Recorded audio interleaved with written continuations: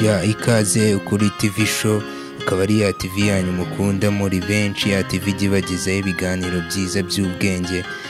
Ni ya TV y'umuhungu wanyu Swati Medit aka Baba Yaga. Uyu munsi tukaba tubafitiye ikiganiro cy'abahanzi 10, mbese muri make ni top 10 z'abahanzi bo mu Rwanda bakize cyane kurusha abandi, cyangwa se bafite agatubutse mu bikorwa byabo bajya bakora kurusha abandi. Aba bahanzi 10 rukaba ari urutonde rwa 2023, tukaba twaragiye tubyifashishwamo n'amakontrakt bagiye basinya impande n'impande, yaba hanze yaba mu gihugu mo imbere, ndetse tukaba twaragiye tunifashisha mu kubatondekanya tugendeye muri showbiz cyangwa se mu bitaramo bagiye bakora hanze y'u Rwanda ndetse no mu Rwanda mo imbere.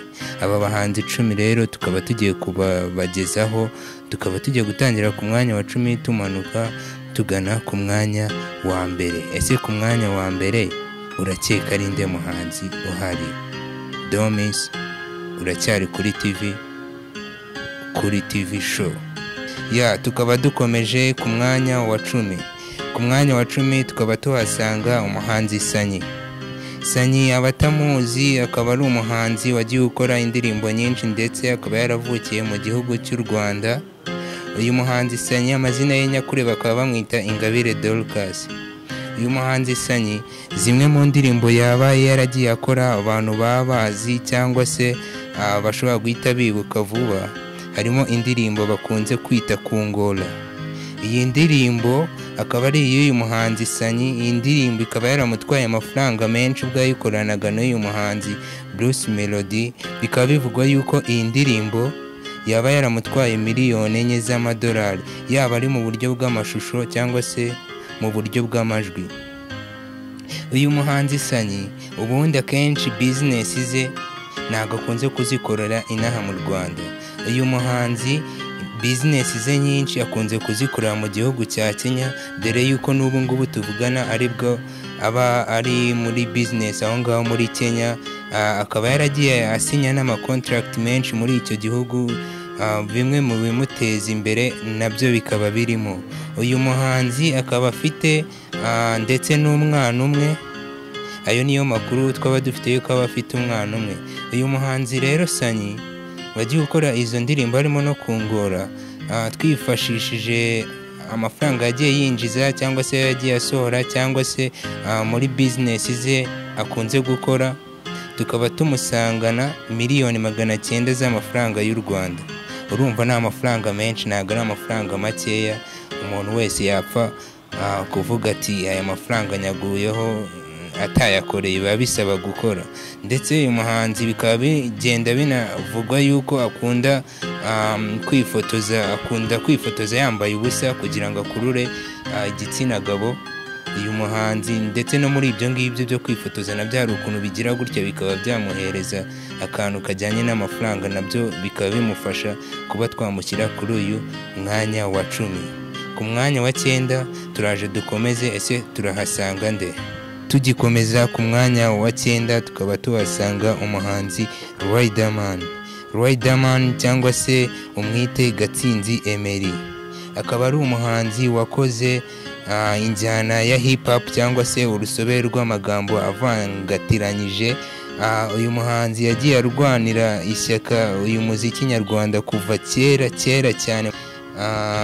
Uyu muhanzi tukaba tumuziho yuko nawe yaba yaratwaye Primus Guma Guma nka season 3, season ya 3, ubwo habaga ibitaramo byahuzaga abahanzi bitwara neza mu gihugu, ndetse nawe akaba afite icyo gikombe.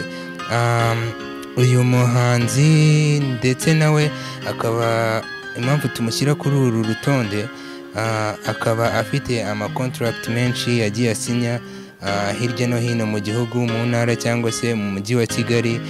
Muri ayo makontrakt akaba harimo Airtel, MTN ndetse n'andi ari ku mpande. Uyu muhanzi yagiye akora n'ibitaramo byinshi, aba ari inaha mu Rwanda ndetse no hanze y'u Rwanda. Ikindi uyu muhanzi iyo hari ibikorwa bya ministeri cyangwa se bya leta bakunze kumutumira nk'umuntu mukuru wahereye kera umuziki uzi icyo akora. Muri ibyo byose rero iyo tugiye kureba n'amakontrakt yagiye asinya, uburyo yagiye arwana intambara yo kugira ngo ayigereho, tukaba twaramubariye mu buryo bw'amafaranga cyangwa se umushahara uyu muhanzi tukaba tumusanga ku mwanya wa 9 yibitseho miliyari 1 y'amafaranga y'u Rwanda. Urumva ni amafaranga menshi cyane, ni amafaranga biba byarasabye gukora ugahera zamani ukora wihiringa, yaba ari umuziki, dore ko n'amavideo y'aba bahanzi baba batwara amafaranga menshi, ariko nabo ayo binjiza nago aba ari amafaranga makeya. Urumva biba byabasabye ingufu, ariko nabo bakagerageza gusevinga. Uyu muhanzi akaba afite ndetse n'abana 3, bikaba binavugwa yuko na madamu wiwe ajya agerageza kumufasha, akaba afite akora ibijyanye n'ikoranabuhanga, acuruza amakompiyuta. Urumva rero ni umuryango ushyira hamwe, bikaba byadufashije nyine kuba twamushyira ku mwanya wa 9. Turaje dukomeze no ku mwanya wa 8. Ese ku mwanya wa 8 turahasanga nde? Muracyari kumwe na Swati Media kuri TV show. Tugikomeza ku mwanya wa 8 dusatira umwanya wa mbere. Ku mwanya wa 8 turahasanga umugabo bamwita Nemeye Platini. Uyu mugabo akaba akorera umuziki mu nzu yitwa Kina Music, ikoreramo umugabo bakunze kwita Clement, akaba ariwe ukunze kubakorera ama-audio ndetse n'abandi bahanzi benshi bari muri label. Uyu muhanzi akaba azwiho bimwe mu byo yagiye akora, nawe yahereye kera umuziki ubwo yari ari kumwe na groupe bakundaga kwita Dream Boys, yabarizwagamo undi musore witwa TMC, ariko ubu ngubu buri wese akaba akora career solo, aho uwo TMC ari ku mugabane w'i Burayi, ubu ngubu mu Rwanda wahasigaye akaba ari uyu nguyu witwa Platini cyangwa se Nemeye Platini, cyangwa se ushatse umwite AOP. Uyu mugabo akaba yarubatse, akaba afite umwana, ndetse uyu mugabo nawe akaba abarizwa mu bantu bigeze gutwara Primus Guma Guma season ya 7, ubwo bari groupe muri icyo gihe, yari groupe nka Dream Boys. Uyu mugabo akaba amafaranga menshi yaragiye ayakura mu makontrakt agiye atandukanye, yaba ari inaha i Kigali cyangwa se hanze ya Kigali mu ntara, ndetse no muri bitaramo bagenda bamutumira no muri showbiz, dore yuko kontra ishyushye cyane yamuzamuye cyane, akaba ageze kuri uru rwego, ndetse natwe tukaba twamushyize ku mwanya wa 8. Akaba ari kontra yasinye muri kampani bakunze kwita One Center Entertainment. Iyi kampani One Center ikaba ikorera aho bita i Lagos, cyangwa se mu gihugu cya Afurika aho bita muri Nigeria. Ikaba barasinanye kontra miliyoni 500. Urumva ni amafaranga menshi cyane yagiye atuma nawe agira ibyo yigezaho, ndetse akaba afite n'inzu Bugesera, inzu nziza cyane, inzu y'icyitegererezo, inzu ijyanye na vision. Urumva aya mafaranga hari byinshi yagiye amufasha, dore yuko mu minsi ishize yakoze na tour, akaba yarari muri Amerika ubwo yakoraga tour ye. Urumva na amafaranga agenda yiyongera. Aya mafaranga yose rero iyo tuyateranyije cyangwa se turebye n'amakontrakt n'ibyo yinjiza n'ibyo akora, amafaranga ye tukaba tuyabarira mu mushahara ungana na miliyari 1 na miliyoni 185 z'amafaranga y'u Rwanda. Urumva ko AOP cyangwa se Platini nawe afite agatubutse, ntago ari bya bindi by'ubu ngubu uvuka cyangwa se ujya kwiba ukayakorera muri ubwo buryo. Bano bahanzi baba barakoze kuva zamani, kuva kera, bakemera bakavunika kugira ngo bagere ku cyo bashaka, ndetse bagakora n'uwo muziki kugira ngo ubatunge. Tukaba twamusanze ku mwanya wa 8. Turaje dukomeze no ku mwanya wa 7. Ese ku mwanya wa 7 turahasanga nde? Tugikomeza ku mwanya wa 7 turahasanga umugabo bita Ngabo Medal. uyu mugabo Ngabo Medard nawe akaba yarakoze umuziki kera cyane mu Rwanda, akaba yarakubise hit hanze, yaba ari Tanzania, yaba ari Uganda ndetse no hanze ya Afurika, ndetse n'ubu ngubu akaba agikora umuziki.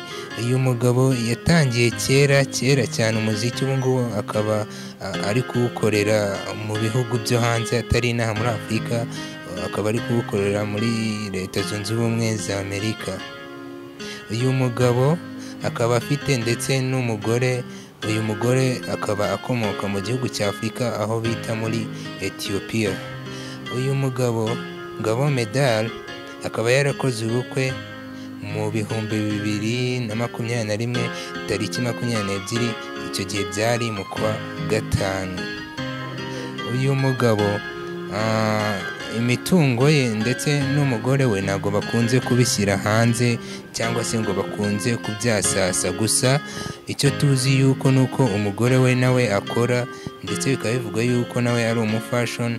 Ubwo urumva umugabo akora umuziki akinjiza ukwe n'umugore akinjiza ukwe. Mu mitungo twagiye tubara tukaba twarasanze afite angana na miliyari 1,500,000 z'amafaranga y'u Rwanda. Uyu Ngabo Medard tukaba tumusanze ku mwanya wa 7. Turaje dukomeze no ku mwanya wa 6.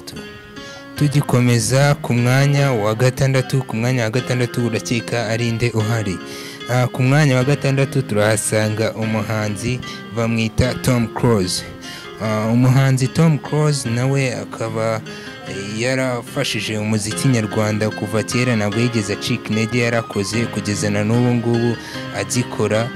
Uyu mugabo witwa Muyombo Thomas akaba ari na dogiteri, ndetse bikaba bivugwa yuko bidashidikanywaho yuko Tom Close cyangwa se Dr. Muyombo Thomas akaba ari umuyobozi mukuru w'ikigo gitanga amaraso inaha mu Rwanda. Uyu mugabo tunyuze muri background ziwe cyangwa se back in days byo yagiye akora, mwibuke yuko nawe yahereye kera umuziki, ndetse ubwo Primus Guma Guma yazaga abahanzi benshi niho bagiye bakirira, bamwe bashinga business zigiye zitandukanye. Uyu mugabo nawe ari mu bantu batwaye Primus Guma Guma. Wibuke yuko icyo gihe banamuhembye gukorana n'umuhanzi Sean Kingston, nubwo byagiye bihwihwisa yuko iyo indirimbo bakoranye ndetse n'amashusho byagiye bihwihwisa yuko umwe yari ari mu Rwanda, amashusho bayafatiye mu Rwanda, undi nawe bayafatira muri Amerika, ngo ntabwo bigeze bahura.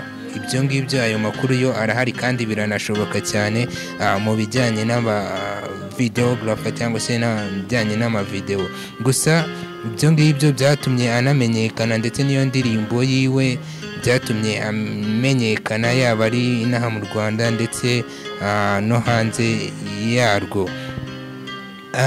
Uyu mugabo Tom Close cyangwa se Muyombo Thomas Dr. akaba afite ndetse n'inzu y'ibitabo yitwa Iga Publish.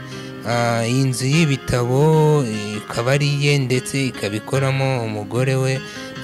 Bakora akenshi bakunze gukora ibitabo by'abana byo gusoma inkuru. Urebye uyu mugabo naho ngaho twamubariza ku mwanya wa 6, ndetse uyu mugabo akaba yaringije amafaranga angana na miliyari 1,700,000 z'amafaranga y'amanyarwanda. Tom Close Muyombo Thomas tukaba tumusanga ku mwanya wa 6. Turaje tunyarukire no ku mwanya wa 5. Tugikomeza urutonde rwacu rw'abahanzi 10 bakize mu gihugu cy'u Rwanda, tukaba tugeze ku mwanya wa 5. Ku mwanya wa 5 tukaba tuhasanga umuhanzi Butera Jean Knowless. Butera Knowless akaba ari umudamu, ndetse akaba afite umwana, n'ubu ngubu akaba atwite undi mwana, urumva n'abana 2. Uyu Butera Knowless akaba yarakoze umuziki nyarwanda kuva kera cyane akiri umukobwa, ndetse akaba nawe afite ibigwi byinshi, dore yuko yagiye asinya amakontragiti mu makampani agiye atandukanye, harimo kampani ya Airtel yari yaramuhaye kuba yamwamamariza, ndetse n'umuziki we ukaba waragiye utera imbere, dore yuko yagiye anakora ibitaramo bigenda bimwinjiriza, yaba ari ibitaramo byo mu Rwanda mo imbere ndetse no hanze yaho, yaba ari Tanzania ndetse na Uganda. Uyu muhanzi Butera Knowless akaba yarashakanye n'umugabo witwa Ishimwe Clement, ndetse akaba amubereye manager muri lebo yabo. Uyu muhanzi Butera Knowless tukaba tumusanze kuri uyu mwanya wa gatanu, akaba ahagaze miliyardi 1,985,000 z'amafaranga y'u Rwanda. Urumva yuko ni amafaranga menshi ku gitsina gore, uburyo baba biteje imbere yaba muri business zabo cyangwa se mu kazi ka buri munsi, umunsi ku munsi uko bakora. Urumva ni ibintu byiza cyane kubona umutegarugori nawe uri kuri uru rutonde, ndetse bikaba ari ibintu byo kwishimira. Tukaba tumusanga kuri uyu mwanya wa gatanu. Reka dukomeze tugende ku mwanya wa kane. Ese ku mwanya wa kane turahasanga uwuhe muhanzi? Tugikomeza ku mwanya wa kane. Ku mwanya wa kane turahasanga umugabo witwa The Ben, cyangwa se ushatse umwite Mugisha Benjamin. Uyu mugabo The Ben akaba yarahereye kera akora umuziki, ari mu bantu batangije umuziki ndetse bafite n'abakunzi benshi inaha mu Rwanda. Uyu mugabo ubu ngubu umuziki we waragutse, ndetse akaba nawukorera hanze y'u Rwanda, ubwo ni muri Amerika. Akaba atuye muri Amerika mu mujyi witwa Chicago. Uyu mugabo akaba afite umugore, bakaba bamwita Uwicyeza Pamela, bakaba barasezeranye mu 2022. Uyu mugabo The Ben cyangwa se Mugisha Benjamin yagiye asinya contract nyinshi mu makampani menshi. Ayo makampani wenda akaba azwi cyane nko mu Rwanda nka kampani bakunze kwita Tecno, Airtel ndetse na Skol. Uyu mugabo amafaranga menshi akaba yaragiye ayakura muri zino kampani ndetse no mu bihangano bye, dore yuko yagiye akora na featuring zimufasha kwinjiza, yaba featuring zo muri Tanzania yagiye akora, yaba featuring zo muri Uganda yagiye akora, ndetse no hanze ya Afurika. Uyu mugabo Mugisha Benjamin cyangwa se The Ben we na Pamela bakaba bahagaze amafaranga. Eka dukomeze no ku mwanya wa gatatu. Ese ku mwanya wa gatatu turasanga uwuhe muhanzi? Ku mwanya wa gatatu turasanga umuhanzi witwa Bruce Melody, cyangwa se umwita amazina ye nyakuri Itahiwacu Bruce. Uyu mugabo nawe akaba yarahereye zamani cyangwa se kera umuziki nyarwanda, yakoze byinshi cyane mu muziki nyarwanda, ndetse kugeza na n'ubu ngubu aracyakora. Akaba yaragiye yigarurira imitima y'abafana, dore yuko buri kwezi cyangwa se buri byumweru bitatu ashyira hanze igihangano cyiwe kijyanye na video, ndetse urumva yuko ni umugabo uzi business y'umuziki, uruganda rw'umuziki arurimo neza. Uyu mugabo mu minsi ishize akaba yaraguze imodoka yavugishije abantu benshi. Akaba yaraguze imodoka yitwa Barabas ihagaze $200,000. Urumva ni amafaranga menshi cyane, ni amafaranga umuntu wese byasaba kuba byamusaba gukora ndetse akabira icyuya.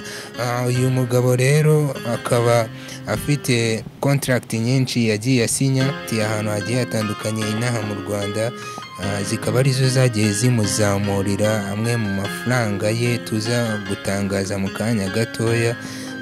Akaba yarasinye contract muri Bralirwa ndetse no muri Bloka. Bruce Melody akaba akora umuziki muri lebo yitwa 55MI Entertainment. Iyi lebo ikaba iyobewe n'umugabo witwa Coach Gael. Urumva Bruce Melody yavuye ku rwego rwa hano hafi akaba akorera muri iyo lebo ndetse ikaba imufasha mu bihangano byiwe ikabyamamaza. Urumva naho hari uburyo afatamo share cyangwa se afatamo amafaranga.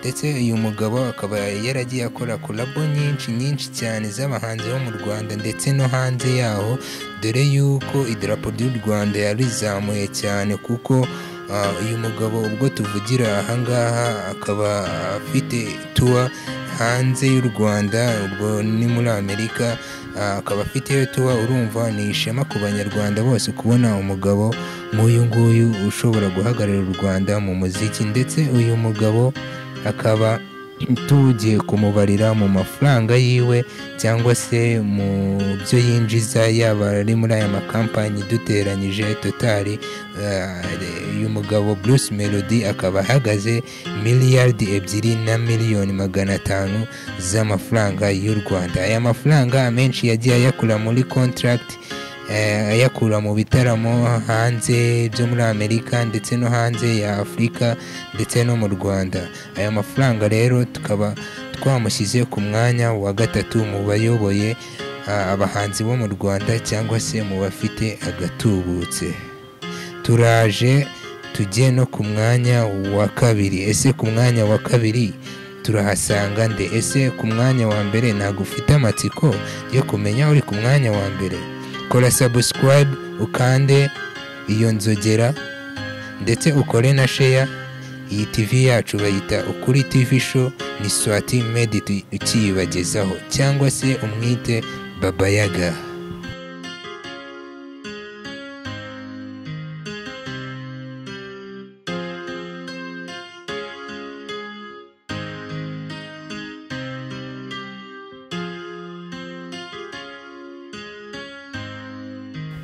Tukaba dukomeje no ku mwanya wa 2 urutonde rwacu rw'abahanzi 10 bakize mu Rwanda. Ku mwanya wa 2 turahasanga umugabo witwa Masamba Intore. Uyu mugabo ndabizi ubwo birabatunguye, benshi bumvaga ari uwundi tugiye kuvuga mu baririmba indirimbo zigezweho, ariko siko biri. Uyu mugabo tukaba tumusanze ku mwanya wa 2. Masamba Intore akaba azwiho kuririmba cyane mu mihango y'ubukwe ndetse no n'ahandi hagiye hatandukanye iyo bamutumiye. Uyu mugabo ndetse akaba aririmba indirimbo cyane zijyanye n'umuco cyangwa se gakondo. Uyu mugabo Masamba Intore bikaba bivugwa yuko nawe yahoze mu ngabo zahoboye u Rwanda, ndetse bigakomeza bivugwa yuko yari inshuti cyangwa se umuntu wa hafi ya Gisa Fred Rwigema, tumwifurize iruhuko ridashira. Uyu mugabo nawe tukaba twaje tumusanga kuri uyu mwanya wa 2. Afite byinshi agenda akora ku giti cyiwe ndetse byinjiriza igihugu muri rusange. Tukaba twamusize ku mwanya wa 2 mu mutungo we afite cyangwa se amafaranga ye akaba ari miliyardi 2,500,000 z'amafaranga y'u Rwanda. Uyu mugabo tukaba tuje tumusanga ku mwanya wa 2. Ese ku mwanya wa mbere urumva wahasanga nde? Ese ni umukobwa cyangwa ni igitsina gore cyangwa ni igitsina gabo? Ese ni umuhungu? Ku mwanya wa mbere turaje tuhanyarukire tukwibutsa ugumye sharinge. Ibi biganiro ni ibiganiro by'inyurabwenge, buri wese ashobora kumva akumvamo yuko hari icyo atoyemo. Ku mwanya wa mbere turaje tunyarukireyo dukomezanya na Swati Media aka Baba Yaga. Eka tunyarukire ku mwanya wa mbere. Ku mwanya wa mbere turasanga umuhanzi King James, cyangwa se mu mazina ye nyakuri umwite Ruhumuriza James. Uyu mugabo nawe akaba yarakoze umuziki kuva kera cyane, mu gihe cy'aba ngaba bose twagiye tuvuga. Uyu mugabo ntabwo yigeze acika intege ndetse na n'ubu ngubu akaba agikora umuziki. uyu mugabo afite featuring nyinshi ndetse bagiye banamutumira ahantu henshi kujya kuririmba, yaba ari muri leta mu bitaramo bikomeye cyane, yaba ndetse ari no hanze y'u Rwanda ndetse no muri Amerika, ndetse na tour yagiye akora, akaba afite na featuring hanze y'u Rwanda nyinshi. Ibyo byose bikaba byaragiye bituma bimwinjiriza amwe mu mafaranga. Uyu mugabo King James akaba afite uruganda rw'ibigori, ubwo tugiye kuvuga ibikorwa byiwe agenda akora hirya no hino ndetse n'ibimuzwiho. Uyu mugabo urwo ruganda rw'ibigori rukaba ari urwe ndetse rukaba rumwanditseho. Uyu mugabo ndetse akaba anafite na platform icuruza umuziki nyarwanda cyangwa se umuziki w'inaha, bakaba bayita Zana Talent. Iyo platform muzajyaho muyisure, dore yuko nawe muba mumuteje imbere nk'uko nawe agerageza kuba yateza imbere umuziki nyarwanda ndetse n'abahanzi muri rusange. Uyu mugabo ndetse akaba agiye anafite supermarket nyinshi zigiye zitandukanye mu gihugu cy'u Rwanda, yaba ari n'imbere muri Kigali ndetse no hanze yaho. Uyu mugabo akaba ndetse anatuye mu karere ka Kamonyi.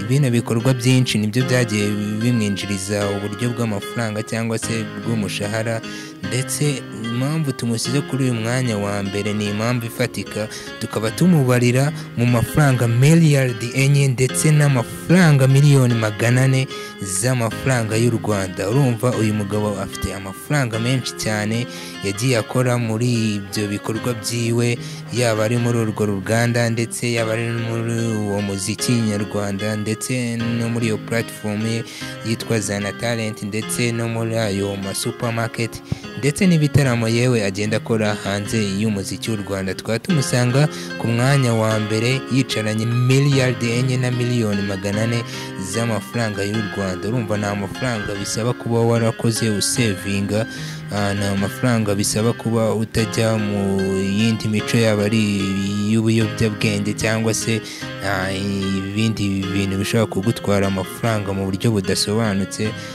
Uyu mugabo rero akaba ayoboye abandi bagabo bose twagiye tuvuga muri top 10 yacu. Uyu nguyu akaba ari we ukiri ku mwanya wa mbere. Uru rutonde rukaba rwarasohotse muri uyu mwaka turimo. Uru rutonde rurizewe neza kuko twagiye duhuza imbaraga n'amakontrakt bagiye basinya n'uburyo bahereye umuziki wabo ndetse n'ibyo bagiye bakora, yaba hanze yaba n'imbere mu gihugu. Ndetse aba bagabo bose uko ari 10 harimo n'abagore b'abadamu cyangwa se igitsina gore bageze muri 2 bayoboye urundi rutonde rw'abagore. Urumva ni abantu baba barakoze cyane. Niyo mpamvu rero King James tukaba tumusanze kuri uyu mwanya wa mbere. Ubutaha wenda tuzareba impinduka zagiye ziba mwaka utaha, turebe niba akiri kuri uyu mwanya wa mbere. Turabashimira cyane rero ku nkunga yanyu tujya tubona, uburyo muba mwadukurikiye. Mukomeze mukore share ndetse na subscribe, mukanda no kuri iyo nzogera kugira ngo buri munsi ujye uhora ubona ibiganiro bigiye bitandukanye nk'ibi ngibi. Yari inshuti yanyu Swati Medit wabagezagaho kino kiganiro cyangwa Baba Yaga. Mugumye amahoro, Imana ibarinde.